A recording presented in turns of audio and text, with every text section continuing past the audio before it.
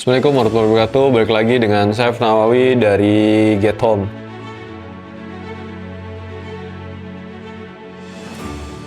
Teman-teman, di dalam struktur bangunan itu ada hal yang paling utama ya, yang nggak boleh ditiadakan, tidak boleh dikurangi spesifikasinya, terus kemudian tidak boleh salah dalam prosesnya.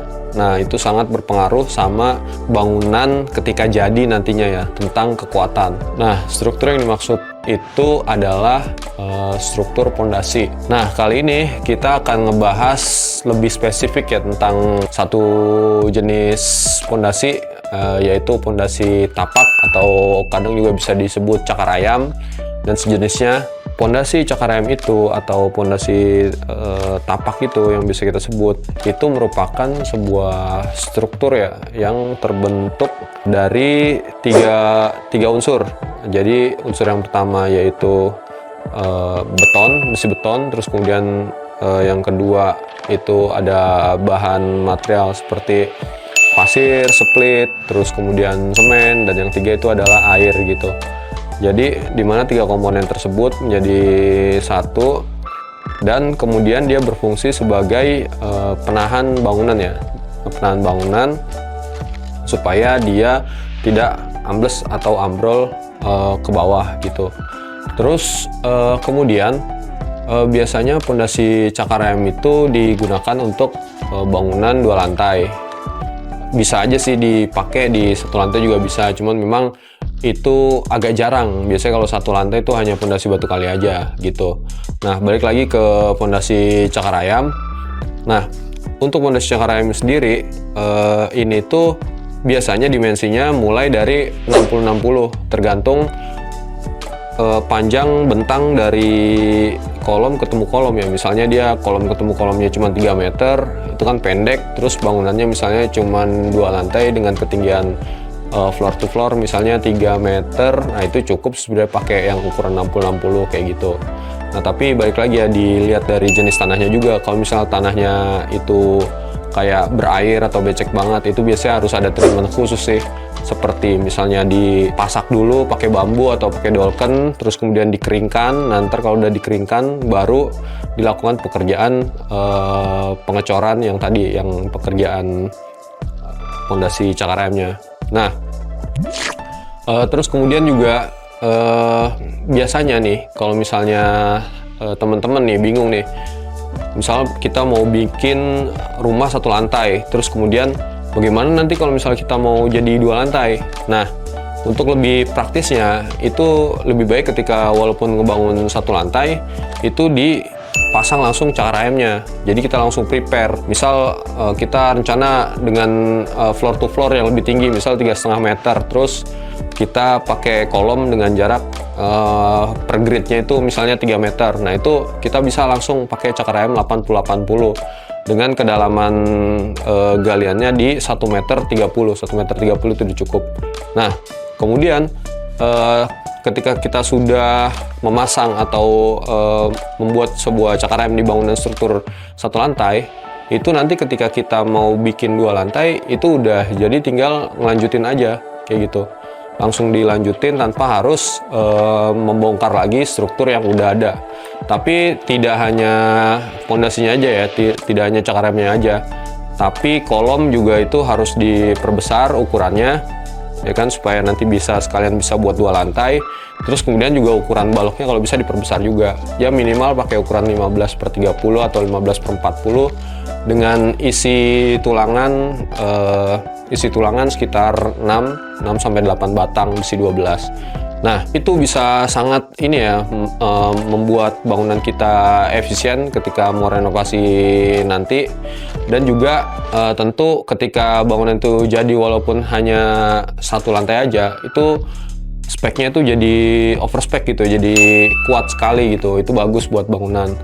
Nah, terus kemudian mungkin saya sedikit kasih ini ya, gambaran penggunaan dimensi besinya ya. Jadi biasanya kalau di cakar ayam kita pakai besi itu besi 12 ya, minimal banget besi 12. Terus kalau misalnya kita punya budget lebih, itu pakai besi 13 ulir itu lebih baik lagi gitu. Terus kemudian jarak antara cincin cakar remnya itu biasanya maksimal 15 cm, atau misalnya 12 atau 10 itu lebih baik lagi. Setelah nanti cakar rem itu jadi, tidak lupa juga nanti kita kan bikin kaki kolom. Nah kalau bisa kaki kolomnya itu sama ukurannya atau lebih besar dengan tiang. Misalnya tiangnya 15/40, maka kita bikin kaki kolom misal ukurannya 20/40 biar agak lebih lebar. Nah itu baiknya kaki kolom itu langsung pembesiannya langsung di overstack ke cakar ayam, sehingga nanti ketika nanti dicor itu dia langsung menyatu antara si cakar ayam dengan si tiang. Nah terus kemudian bagaimana dengan kaki kolomnya? Nah kaki kolomnya juga itu sama sih sebenarnya, tulangan utamanya itu bisa pakai besi 12 atau besi 13. Disarankan seperti itu, jangan pakai yang ukuran 10 ya. Kemudian kalau untuk adukannya sendiri, yang tadi yang campuran pasir, semen, terus kemudian air, itu sebenarnya komposisinya kalau misalnya secara ini ya, secara misalnya di lapangan itu 1:2:3 itu juga bisa, atau misalnya mutu beton K275 atau K300. Nah itu juga biasanya yang disarankan untuk mutu beton dari foot plate ya, atau cakar rem itu.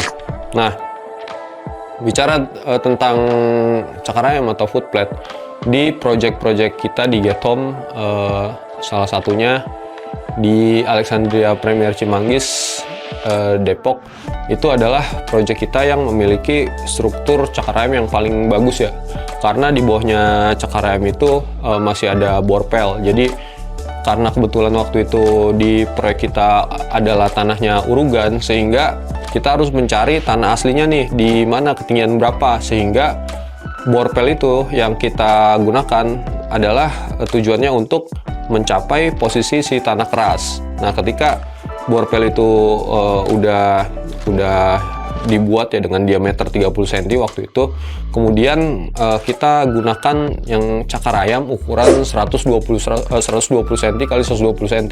Kenapa dibuat besar seperti itu? Pertama karena dari jarak antara floor dengan floor to floor kita itu sangat tinggi sekali, yaitu 4 meter. Terus kemudian bangunan kita juga mengusung konsep Meditran, di mana di situ banyak profilan-profilan yang tentu juga akan menambah beban si bangunan ya.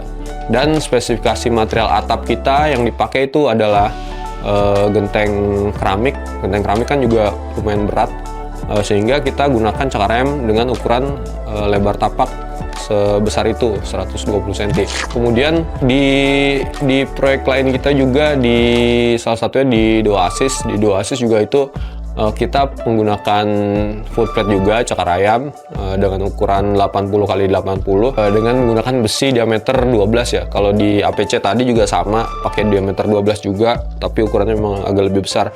Nah di Doasis ini kenapa kita buat lebih kecil? Karena satu, tanahnya itu adalah bukan tanah urugan.